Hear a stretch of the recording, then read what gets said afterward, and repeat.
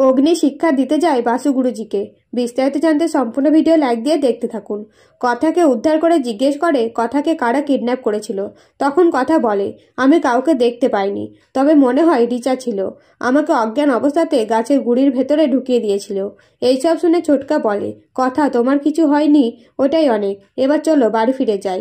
এবং বাড়ি সুস্থভাবে ফিরলেও অসুস্থ হয়ে পড়ে কথা। তাই অগ্নি বাড়িতে ডাক্তার নিয়ে আসে। তখন ডাক্তার কথা চিকিৎসা করে বলে, প্রেশার খুব হাই হয়ে গেছে, আর সম্ভবত চিন্তা থেকে প্রেশারটা হাই হয়েছে।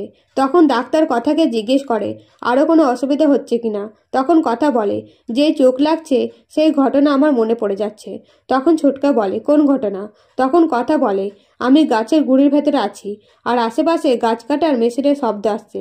এইসব শুনে অগ্নি ভেঙে পড়ে আর বলে, কথা তোর বারবার বিপদ আসছে। আমি যদি একবার দেরি করে পৌঁছাই তাহলে তোর কি হবে? আর তোকে ছাড়া আমি বাঁচবো কিভাবে? তখনই কথা অগ্নিকে ডাকলে অগ্নি কথার কাছে যেয়ে কথাকে ঘুমোতে বলে। তখন কথা অগ্নির কোলে শুয়ে বলে, আমার মাথার যন্ত্রণা করছে। তখন অগ্নি মাথা টিপে দিলে কথা ঘুমিয়ে পড়ে। সেই সুযোগে অগ্নি কায়দা কানুনদেরকে ডেকে বলে, কথাকে দেখে রাখিস, আমি বাসু গুরুজের কাছে যাচ্ছি। আমাকে মুখোমুখি হতে হবে। একজন বাবা তার মেয়েকে এভাবে মারতে চাইছে কেন? এই প্রশ্নের উত্তর আমাকে দিতেই হবে। তখন সকলে অগ্নিকে বাধা দেয়, কিন্তু অগ্নি তাও শোনে না এবং রেগে বাড়ি থেকে বেরিয়ে পড়ে। তৎক্ষণাৎ কথা অগ্নিকে ডাকতে কায়দা কানুন কথার কাছে যেয়ে কথাকে শান্ত করার চেষ্টা করে।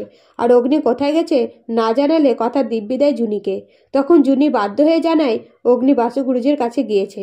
তখন কথাও যেতে চাইলে সকলে বাধা দেয়, কিন্তু কথা কিছুতেই কারোর কথা শোনে না। তখন প্রত্যেক বলে, তুমি যাবে ঠিক আছে, কিন্তু আমরা সকলে তোমার সাথে যাব, চলো। তো অগ্নি কি বাসু গুরুজির কাছে যেয়ে নতুন বিপদ ডেকে আনছে? আপনাদের কি মনে হয় অবশ্যই কমেন্ট করে জানাবেন আপনাদের মতামত। ধন্যবাদ।